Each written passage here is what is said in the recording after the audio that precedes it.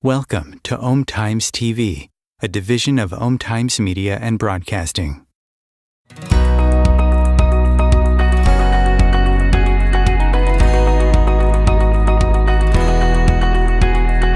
Welcome to the Spheres of Spirit with Nancy Myers, aka the Lady of the Light. Nancy will discuss the everyday magic and wisdom of spirit which surrounds each of us, waiting to be discovered. She will share some of her remarkable orb photos, proving that our angels, guides, loved ones in spirit, and even pets surround us and guide us in our physical world. During this episode, Nancy will discuss one of the many spheres or aspects of spirit available to us based on her orb photography. She will also share a special channeled message from her guide, Leonini, and do an oracle card reading to help guide you along your personal spiritual adventure. And now, here is your host, orb photographer, author, medium, and speaker, Nancy Myers. Hi, welcome to the show. I am your host, Nancy Myers. When I named the show, actually, my son gave me the name. He called it the Spheres of Spirit, and had kind of a dual meaning because of the orbs that I capture, but also because there's so many different spheres involved in walking a spiritual path. When I started this path over 13 years ago, one thing I noticed, and I knew nothing at that time, one thing I noticed was everybody seemed to have crystals or gemstones, and I'm going, what is going on? Oh, those things don't really work. There's nothing to that. It was kind of how I felt when I was first exposed to astrology. How can a planet X million miles away affect me? Little did I know. But as I walked and progressed through this path, the crystals kept popping up. And I thought, okay, I need to know what's going on. And today, no self-respecting spiritual person, intuitive, would be caught without their crystals. They either wear them or have them through their house. But why? And what I wanted to know, who decided what properties these crystals carried? Who decided what they were used for? And how did they know? Did somebody just make it up? And the reason I wondered that is because sometimes when you go on the internet and you say, okay, what are the properties of, let's say, jasper? And there's, 5, 10, 12 different sites, and they're each a little different in their descriptions of what the gemstones are used for. So I know there's some great information out there. I know there's some that you kind of have to sift through. One time I had a reading and with a very good medium, and my son was there, and I was carrying on this conversation with him through the medium. And one of the questions that I asked him, I said, Robbie, do we really know how to use crystals? And is there anybody that I could study under? And he came back with, there are very few on the planet today that truly understand crystals. There are some who know some, but very few know how to use them to their full potential. But I believe that's changing. So let's delve into the crystals. And as I go through this today, I also have a couple of stories. I think they're pretty interesting as to how spirit brought the right crystals to me. You also hear that. Well, which crystals do I use? Which crystals work for me? Which crystals resonate for me? Well, spirit, thank goodness, was very clear with me and showed me which ones I needed to use or to have near me. And I'll share those stories with you because I think some of them are pretty clever how they do this. So, where did the word crystal come from? I always start with the word. Where did that word come from? Well, it came from the ancient Greeks, and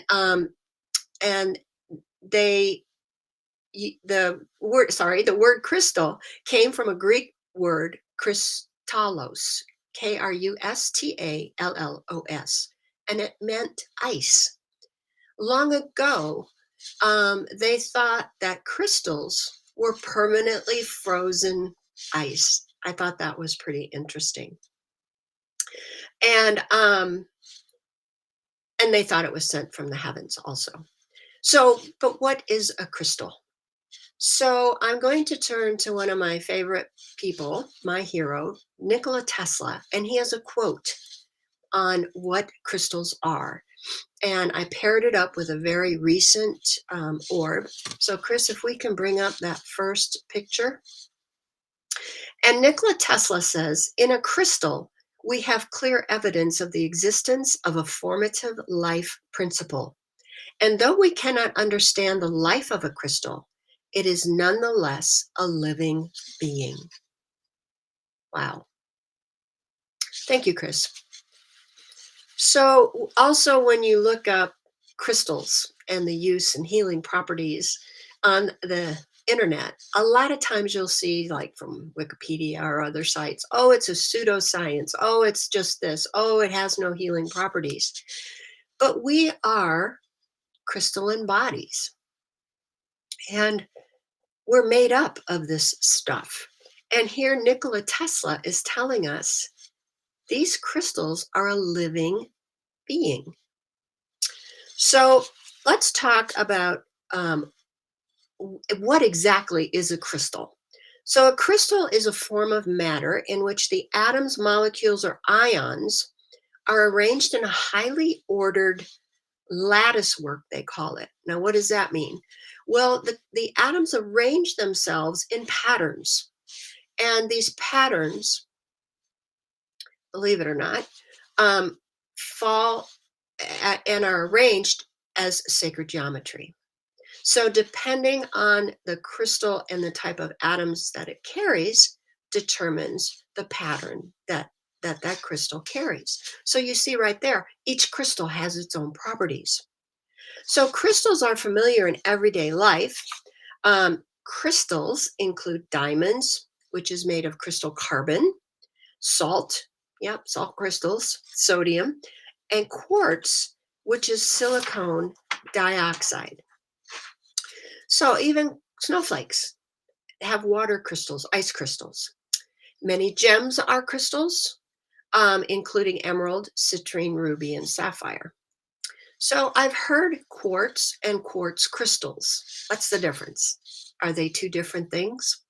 So quartz is a naturally occurring mineral composed of silicon and oxygen atoms. It is the second most abundant mineral on Earth, can be found all over the world. And crystal quartz is a type of quartz that is characterized by its transparency and the presence, again, of the well-developed crystals. So quartz, again, comes in many varieties. So quartz crystals are one of the subsidiaries of quartz. So gemstones, as I said, are like a branch of the quartz. Crystals are a branch of the quartz. So many people use the high quality or like the quartz crystal, and I'm no exception. Here's mine, and I'm going to tell you about this one in a minute. But the most commonly type of quartz, again, it's kind of the translucent, right? Is clear quartz, amethyst, citrine, rose quartz, and smoky quartz. I'm going to pause here for just a second because there's some confusion out there about citrine. And I just want to let everybody know. And I learned this the hard way. I went to a gemstone fair and I bought this big thing, and they said, oh, it's citrine. And you know how when you look at amethyst, amethyst is a geode, right? And they crack it open and then you buy that half. Well, if you see what they're calling citrine, that's cracked in half and looks like it's like the sister of amethyst, it is amethyst. What they've done is they've baked it. And when they expose it to very high heat, it changes the composition and the color. It's not really citrine. Citrine is a crystal, it's not a geode. So just know that when you're shopping. So I had to learn the hard way. So the properties of these quartz crystals or quartz, sure, they're used in metaphysical and jewelry, but there's also a frequency associated with it. And so they're perfect tools in technology. So we're going to talk about that a little bit more. So, what is a gemstone? Well, a gemstone is a rare earth element in the form of minerals, rocks, or organic matter. These are found as crude, but are cut and polished to perfection to employ as ornaments, right? In contrast, crystals are composed of purified substances in which the atoms, again, are arranged in the lattices. So, what's a rock? Well, in contrast, the rock is a group of minerals with really no specific chemical composition. These types of rock can be igneous, sedimentary, metamorphic, and all kinds of stuff in them, right? But sometimes, like all the standing stones and at the megalithic sites, the granite is infused with crystals. So it's, yeah, rock, but it's been infused with quartz crystals. So it still has that vibration. But the rock itself is just kind of a mishmash, if that helps. So crystals can be classified according to their lattice structures. The lattice structures, again, are how the atoms arrange themselves. They can be in a cube, a tetragonal, six-sided, five-sided, four-sided, whatever it is. And these crystals, then the arrangement of their atoms determines the rate of their vibration and kind of what they're used for. So I wanted to tell you a quick story. When I went to Bosnia, and if you've read my book, you've probably heard this story. But before I went, I had a dream. And in the dream, I kept hearing Anna Drite, Anna Drite. And Spirit gives it to me like 3 times. Anna Drite, Anna Drite. And I go, okay, well, who is this? What is this? So I looked it up, and it's not a woman. The whole last name is Andrite. And he was a scientist, if you will, and he discovered the mineral andradite, and it was named after him. And so I thought, okay, if I'm getting this in my dream, maybe Spirit wants me to have this. Now, this was early on, so I go to my local gem store and I go, "Do you guys carry andradite?" And the guy looked at me and he goes, "How did you hear about that stone?" He goes, "Not many people ask for that." And I said, "Well, it was given to me in a dream." And so I looked up the properties. And now remember, when I do my work and I take the orb photography, I open myself up. Yes, I say my protection prayers, and yes, I call in my guides, but I still open myself up, not just to the spirit world, but to the human world and to the criticism. And so, sometimes it can get a little rough. But my son asked me to do this work, so I soldier on. Well, andradite, it connects you with your own power, and it helps you to find the energy in the depths of your being. And the lattice work is a pyramidal structure, and it's very protective. it helps to um, uh, just keep negative stuff out and protect you while you're doing the work. So when I went to Bosnia, remember it's a pyramidal arrangement in andradite. I got to go underground in the tunnels of the Bosnian pyramid. If you haven't heard it, it's fascinating. It's one of the oldest and biggest pyramids ever discovered in Bosnia. And I got to go with the man who discovered it. And we did meditations underneath. And so I sat there and it was pitch black. And all of a sudden, I felt like, and we're sitting very tight next to each other on this little wooden bench, and I was sitting next to this younger gal. And all of a sudden, I was just floating in this beautiful nothingness. It wasn't water. It wasn't space. I felt supported. I felt loved. And my arms, I was kind of like Leonardo's man, with his arms and feet spread, and just turning and floating and turning and floating. And after that, then I heard, okay, we're going to come back now after about 20, 30 minutes. And I came back, and the gal next to me was looking at me with this look of shock on her face. And she said, "Where did you go?" And I said, "I didn't go anywhere." And she said, "No, you were gone." She said, "I reached over and touched and you were gone." She goes, "Where did you go?" So did this andradite that had the pyramidal shape help me go to another dimension? I think so. There's more information about that in my book, but that was just one of the stories. Now, also when I do my work, and here is andradite here, and it's almost like a 12-sided gemstone that I hold, even though the atoms are pyramidal. But I hold this stone when I do my work. That's my go-to crystal. And so maybe you have your own go-to crystal. So there is, oh, hold on here. So, okay, so let's go back to the properties of crystals and gemstones. Who decided what they do? Well, I looked up the history, and here's some of the stuff that I found. And we're going to talk about this. I have some really cool stories here for you.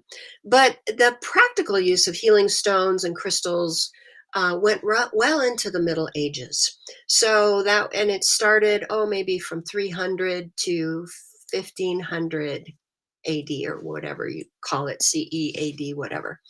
And where did they get that knowledge of how to use it then? Well, there were these things called lapidaries, or big tomes, big, huge books that explained the properties and the uses of the various stones and gems. The oldest remaining lapidary or tome can be traced back to a gentleman, I'm going to destroy his name, Theophrastus, and he was a Greek successor of Aristotle. And his information predated his era by several hundred years. So these were books, knowledge that was handed down, improved upon, and handed down. So these books spoke not only of the physical properties of certain stones, such as if they were exposed to fire, but also their metaphysical healing, spiritual properties, including their abilities to ward off certain disease, promote particular mental states, stuff like that. So who wrote these books? Again, where did it come from?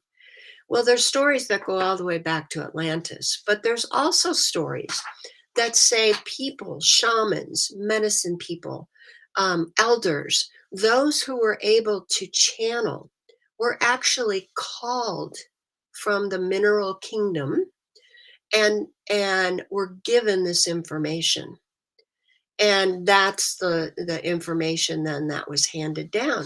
It's like the spirit world, the mineral world, wanted us to have this knowledge. Here is this amazing tool at our fingertips. But we didn't know how to use it. So, in Aboriginal mythology, um, they too believed that it was a mystical substance, and their lore was handed down. And quartz is found throughout the world, in cemeteries or tombs and at the entrance. Even the Irish word for quartz is grianchloch. I know I destroyed that word too, but that word in Irish means sunstone. So let's go back then before the Greeks, and we're back to the Sumerians. And this information goes back 6,000 years, even to the ancient Egyptians. The ancient Egyptians, they understood crystals, but they used them and really expanded on them. They would wear of course, the jewelry, and the decorate their headwear, and why? Because they believed that certain gems opened their third eye, connected them with the divine. When they open a lot of the mummies, they have a gem on their third eye. So, also, the Egyptians thought that the crystals literally aided in the transition to the spirit world. So here's all these people going, okay, these aren't just rocks or stones. This knowledge was given to us. We've told you what the properties are. Um, but then, we kind of lose that, right? So I want to go back a little, but that's changing. So I want to go back now to Atlantis, because this is really incredible. So in Plato's account, we know that that was the first mention of Atlantis, but also crystal healing is mentioned. And according to Plato, the Atlanteans used crystals to read minds, transmit thoughts, and literally run their cities. So the Sumerians, again, 6,000 years ago, would use magic formulas. They would crush it up and drink it. Now we have all these things where you get crystal water. You buy these tumblers and they have crystals on the bottom. Do the properties transfer into the water? Yes, because they found that the crystals have their own vibration and they affect whatever is next to it. That's why when we are using crystals, our bodies match up to the vibration that crystal is emanating. So, also, what they found was the color, the if it was inscribed, the shape, all had an effect on the person that was using it or using to heal another. So, is there any mention, because I'm going back again now to the pseudoscience that the internet says all the time whenever you look up metaphysical, especially Wikipedia. But was there any mention of crystals in the Bible? Yes. In the book of Exodus, there's a passage in there where God instructed his people to build a breastplate for Aaron, sorry, or the priest. And the priest would wear this breastplate under his clothes. And very specifically, the instructions were the first row was to be ruby, chrysolite, and beryl. The second row was turquoise, sapphire, and emerald. And the third row was to be jacinth, agate, and amethyst. And the fourth, topaz, onyx, and jasper. God gave the gemstone breastplate information again for Aaron to help him spiritually discern answers to the people's questions. In other words, so he could connect better and hear better to the divine. Now here we have it in the Bible. God's telling Aaron's people, make him this. He'll have a better connection. It's like being closer to the cell tower. But I find that incredibly astounding that it's being acknowledged that these gemstones, these quartz, these crystals have an effect on us right there in the Bible. So, how do crystals work? Well, when I come back, I'm going to take a little break here and then I'm going to go into that. And then I have a couple more stories for you. I have an amazing message from my guide, Leonini, and I have a card reading that I'll do for you actually from my crystal deck. So we'll be right back. Om Times TV. The story told in Entering the Light Fantastic, Discovering Life After Life Through Orbs, is about Nancy Meyers' spiritual and emotional rising from the devastating ashes of loss caused by the sudden and unexpected passing of her son Robbie. Just like the legend of the reborn phoenix, Nancy's life purpose and focus was transformed. With the help from her son in spirit, Nancy found herself providing proof through orbs that our souls do not die with our bodies. In her second book, Encircled by the Light Fantastic, A Deeper Journey into the Light with Orbs, Nancy continues chronicling her path of gaining spiritual knowledge and expanding acceptance of what is possible, while traveling to many sacred and ancient sites around the world. She shares these experiences with you along with her photographs of remarkable spirit encounters.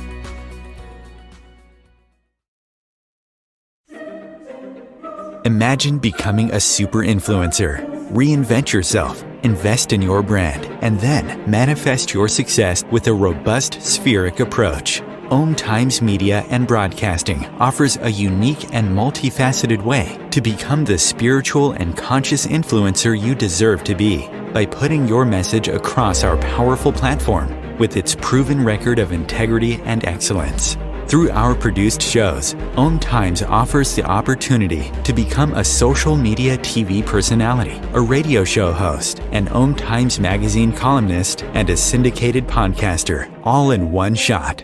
By live streaming your show on Om Times TV and broadcasting it across the extensive Om Times radio and TV networks, you become more than a host. You become an ambassador and a force for positive change. Om Times. Open yourself to the possibilities. Is it time yet? It's time. Come start time for dinner. Oh, terrific. Faster dinner! Donating pet food is one of the many ways you can help families in your community. Pets and people belong together. Learn more at petsandpeopletogether.org. Okay, so let's dive into a little bit more exactly how crystals work. So crystals either transform or amplify energy, all forms of energy, emotional, electromagnetic, and healing. So don't take my word for it. Science uses crystals in all kinds of things. It's in so much of our technology and computers and lasers. When I first heard the term quartz watch, I thought the quartz that they were referring to was the quartz crystal, the cover of the watch. I thought, oh, well, that's made of quartz. How cool is that? Well, no, the watch, and I'm probably not telling you anything you don't already know, but there's a little piece of quartz inside. And because there's energy, this energy that is within the crystal, they found that when it's squeezed or put under pressure, it changes it just a little bit. And the crystal starts to vibrate in a very precise way. and that's what then runs the watch. And so it's called, and also the crystals, which is very important, they align with the magnetics of the earth. And I'm going to tell you why that's important in a minute. So this energy that is contained within the crystals is called piezoelectricity. And so there is a definition or of a word for it. But so it either runs it amplifies and it runs right through it, the energy, or they squeeze it and it changes it. And then the crystals says, what am I doing? And so it tries to vibrate to rebalance itself. And again, that's when it's used in the quartz crystals. So magnetism crystal energy flows with the invisible magnetism that surrounds the earth. And some crystals and minerals are considered ferromagnetic and have a stronger magnetic field. However, all matter has magnetic properties. Some are hard to detect, but we all have it because all matter is made up of rotating charged particles, and that creates the magnetic fields. So when crystals are used for emotional healing and healing, they pick certain crystals, and they pick crystals to resonate with the area that maybe we want to heal. It follows our chakra system. You know, again, we are a crystalline body, and when we work with the energies, let's say, picture the chakra system, you know, the red through the crown and 7 or 8 major chakras there. There's a crystal that matches that. I do Reiki, and when I do Reiki, I'll place, you know, like a red jasper or coral for the root and on up. Or if there's one particular area that I want to help, like someone has a broken heart, then I'll put the green healing stone. When in doubt, I've learned, whenever you do healing work, green is always your go-to color and crystal. But so you know that each of our chakras vibrate at a different rate, just like on the color spectrum. Each color has its own vibrational rate. So of course we would match up with that. So it's kind of like when you listen to hemisync. I don't know how many of you listen to hemisync music or meditation, but it puts one sound in one ear and one sound in another. It's subtle, but after a while, both sides of your brain then sync, and you really can't help it. It does it naturally. And one of the reasons we do that is because we don't always use the right side of our brain. We're pretty much left brain beings right now. So that helps to balance both sides. So when you put a crystal on, and let's say you put it on your heart and your heart chakra has been closed, it will help to open that, because it will rebalance it. It can't help it. So I found that fascinating. So because colors too are a kind of living energy. The energy is from light. The colors are from light, which creates the different wavelengths. And each energy, again, has its own vibration, and this vibration then matches very well to a particular crystal. So I have another quick story here for you. The other night, I don't know about you, but sometimes when I have dreams, I can't remember. I get so angry. I wake up and I go, God darn it, that dream just left me, right? So one night when I went to bed, I said in my nightly prayers, I said, Spirit, could you please help me remember my dreams? You know, because I always felt like I was doing something and something important, but by the time I woke up, it was gone. So that night, I kid you not, I have this dream, and I'm with this being, and we're in, I don't know where it was, but there was a side of a hill, and the hill was filled with these slabs of crystals. And they were about 18 inches, about 3 inches thick, 10 inches wide. And we're walking up to the hill and we're pulling out the slab, and then we're transporting them and setting them down. That's what my whole dream was. but they were pink. And so I remember in my dream, I asked the being, what kind of crystal is this? And he said, it's pink Lemurian crystal. And I woke up. I remembered pink Lemurian crystal. Now, I showed you my crystal earlier, which I love. This is a Lemurian crystal. This is what I thought Lemurian crystals were. All of them were clear. I just love this one. So, of course, I look up pink Lemurian crystal. And yes, there is such a thing. And guess what it's used for? Dream recall. So that was, again, Spirit's way of saying, put this stone by your bed. And I have, and my dreams have ramped up, and I am remembering them more and more. So, I figure if Spirit's telling me to use a certain crystal, there must be something to this. So anyway, I want to talk about Atlantis for a little bit. And Atlantis, as I said, was mentioned in Plato's book. That's the first written description of Atlantis, I think, that we have as yet. But one of my favorite mediums is, of course, Edgar Cayce. He was known as the Sleeping Prophet. If you don't know anything about him, I would highly recommend you research him and read some of the books. But I think it was in 1940 when he was in trance. He was a trance channel, and he predicted that Atlantis would be discovered in 68 or 69, 1968 or 69. Well, in 1968, archaeologists discovered underwater rock formations. And he said it would be off the coast of Bimini. And in that year, they discovered, the archaeologists, rock formations and structures off the coast of Bimini. It was 18 feet below the surface. And they wondered, okay, is this Bimini? Perhaps you've seen the pictures of the Bimini Road and all that.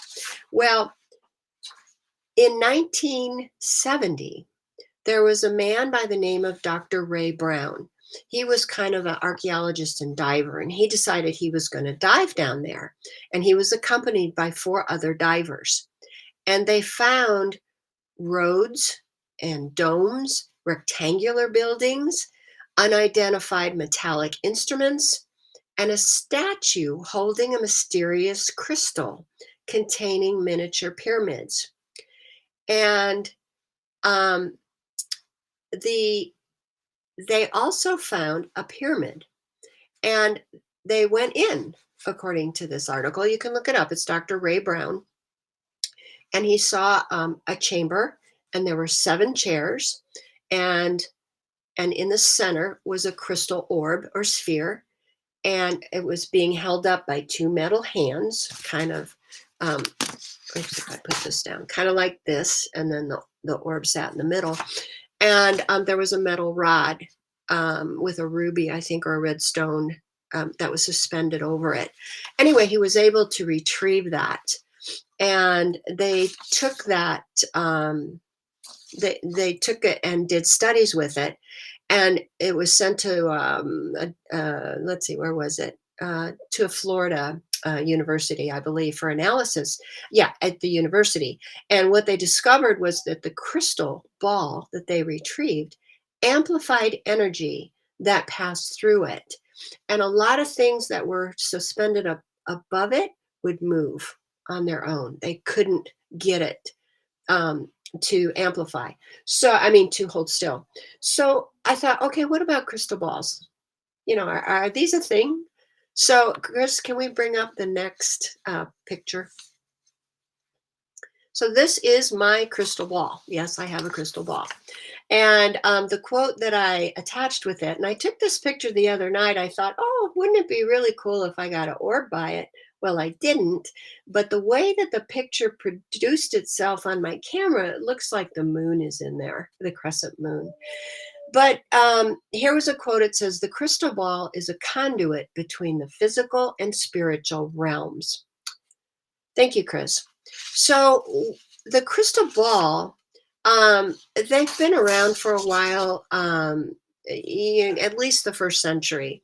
And their popularity waxed and waned, and then they kind of got a bad rap, and they were used in ancient Rome. But how they used them was more like scrying. If you take the crystal ball, scrying is when you kind of just relax your eyes and stare into something reflective. Could be a pool of water, it could be a black obsidian plate, it could be a crystal ball. Then there are things that they say you might see. You might see mist, you might see words, you might see people, you might see events.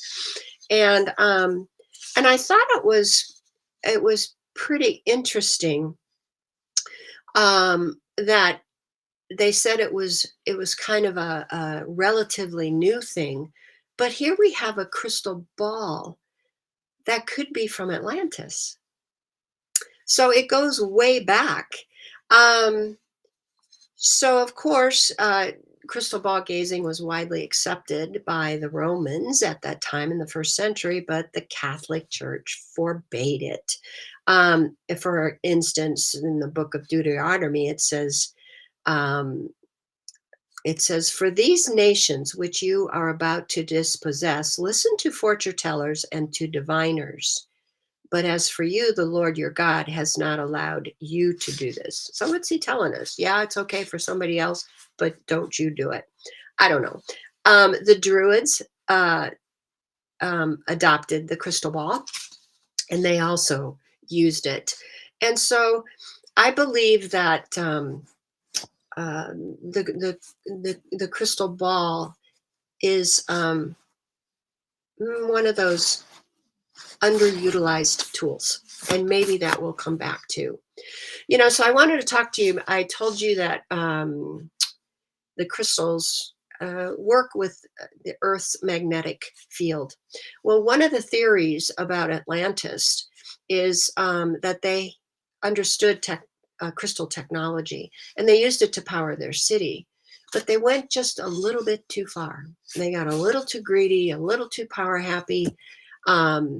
And they employed the crystals in such a way that it disrupted the entire Earth's magnetic field. And basically what happened was like instant climate change. And that's why the floods and the city sank. So that's one of the theories about the Bermuda Triangle, because that's near Bimini. When the planes and the boats go and their compasses work wonky, it's a remnant of the Atlantean technology somewhere under the ocean. It's a thought, kind of made sense to me. So there's also a myth. I don't know if you've heard about the 12 or 13 crystal skulls. They were found. There's several that have been found. They're each made in such a way that we can't reproduce them today. They're large, their jaws are detachable, and they are said to hold power. And one day when all these are reunited, something amazing is supposed to happen. But I don't have time to go into the story today, but it's, again, you can find it on the internet. And the first one, I believe, was found in Mexico, in a Mayan temple or a Mayan cave. And then others started to emerge. And so I think they found 6 or 8 of them, if I'm not mistaken. So I wanted to share 2 more stories here of how, again, spirit has worked with me. That's what I do on my podcast. I share my experiences. I am not, of course, as you can tell, an expert on crystals or gemstones or quartz, but I want to share with you that we use them. There's a reason why we should use them. And we don't know everything. It's also said that crystals hold information. And those that know how to truly tap into and use crystals can read knowledge from across all ages. Wouldn't that be amazing? It's kind of like the Akashic records on Earth, but we don't know how to do that. So one of my dreams it was early on in my spiritual, and I love that all this happened in my spiritual journey early because I knew nothing. So I had a dream, and I was with this very, very tall being, and I felt like this big next to this guy, and he reached. He had like a long coat, and he reached in his coat and he pulled out this like triangle frame. It wasn't solid, it was a triangle frame. But it was the most beautiful teal color blue. And as he handed it down to me, it shrunk, shrunk, shrunk, shrunk, shrunk. And I reached up and grabbed it. And I looked at him and I said, well, what do I do with this? And he said, put it in your ear. So my dream, I did. I put it in my ear. And then I woke up. And I said, okay, two things. I've got to find out what this is, and then I've got to find one. So I looked and looked and looked, and the closest thing that I could find was this. And this is blue obsidian. And this is from Brazil. So the properties of blue obsidian: it aids in divination and psychic development pursuits and can provide intuitive knowledge when astral traveling, and improves hearing with the divine. My hearing was fine. So I said, okay, so again, Spirit's trying to help me. Put these crystals in your life to help move you along and help you get in touch. So the other thing that, another dream that I had, I woke up, or I had this dream, and sometimes I'll wake up just with a word. And the word was alum. A-L-U-M, alum, alum, alum. And they'll tell me like 5 or 6 times in my dream, so I make sure that I remember it. So I went, okay, what the heck is alum? Well, it's two things. It's a spice, believe it or not, but it's also an ingredient used to grow crystals. And so what are the properties of lab-grown crystals of alum? It's protection to ward off negative energies from you and your home and your name. And it helps you to gain wisdom and emotional balance. So here's my alum that I use. And again, this was at the early stages of my spiritual job. And I was opening myself up to all this, and sometimes ridicule. And Spirit said, you know what, get some alum and help that. It will help balance out the negativity, help you repel it. And so I did. And so I have that in my office and where I do my readings and meditations. So the other thing that I wanted to tell you, and this is my last story, through a medium, this is a pendant. And Robbie was talking with this very good medium, and he had her draw this pendant. And so I said, okay, maybe I should get that made. And actually, I made this from one of my son's rings. He had a family ring. And so I melted it down and used it to make my pendant. And then I had a reading shortly after that. Oh, no, wait, I'm sorry. It was the same medium. And she said, he says to put the ruby in it. And I said, I don't have a ruby. What ruby is he talking about? And she said, no, he said, put the ruby in it. And so I was talking with my husband. I go, Robbie said I'm supposed to put a ruby in here. And he goes, you have a ruby.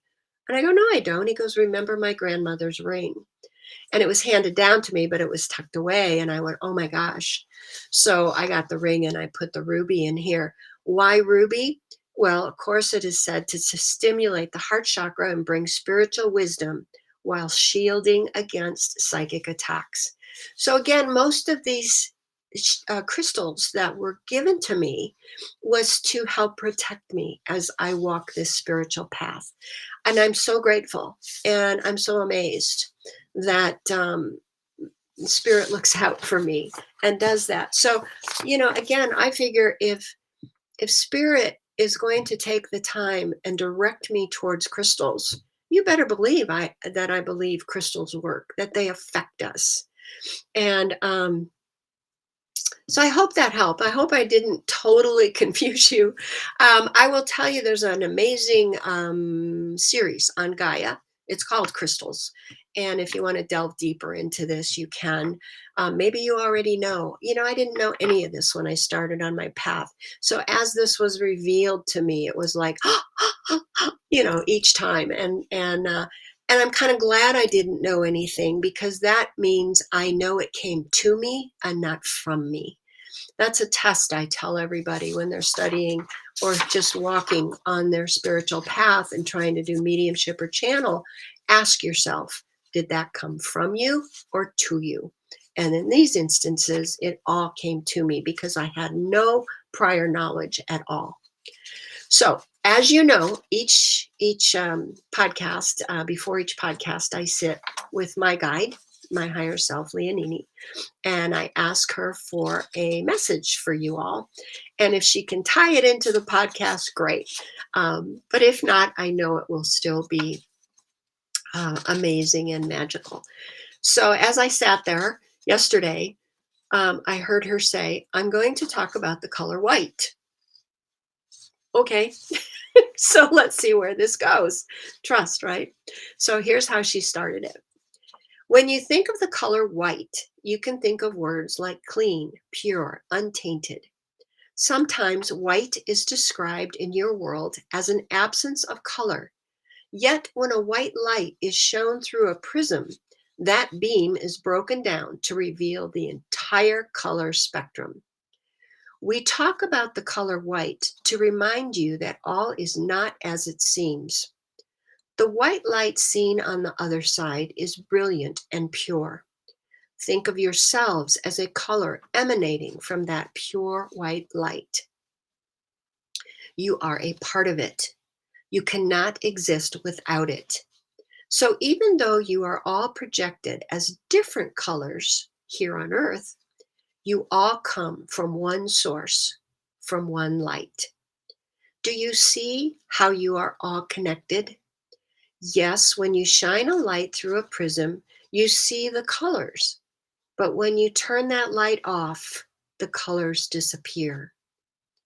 Without source, the creator, that brilliant white light, nothing exists. And do not let your ego tell you otherwise. And then she showed me the prism.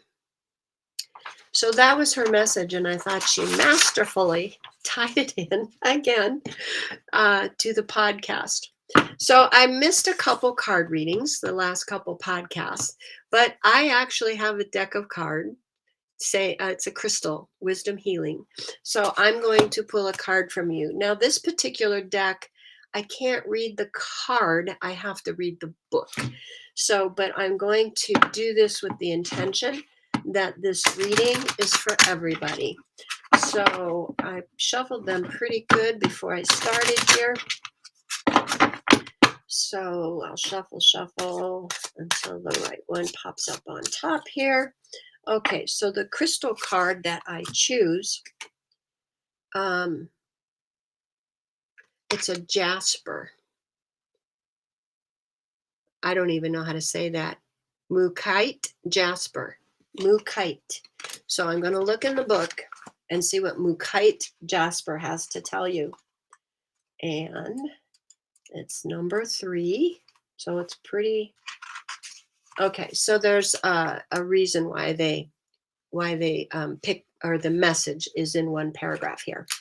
So check your diet. Oh, that's funny. Just in time for the new year. Put your skills to use vigorously, and adventurous times are ahead. Interesting. Check your diet. Put your skills to use vigorously. Adventurous times lie ahead. Worry not. You are protected against all enemies. Recognize your strengths. They produce and they protect you. Avoid pride and despair. You have stamina. Wait patiently. If two courses of action are open, go for the straightforward one. A professional change, such as a job, could be on the horizon. So, wow, what a great card to start the new year off. So, with that, I want to wish you all a very, very happy, healthy, peaceful, and blessed new year. I'm so looking forward to 2024. So, I'll sign off. I thank you for joining me, and I'll see you next time. Take care. Bye bye.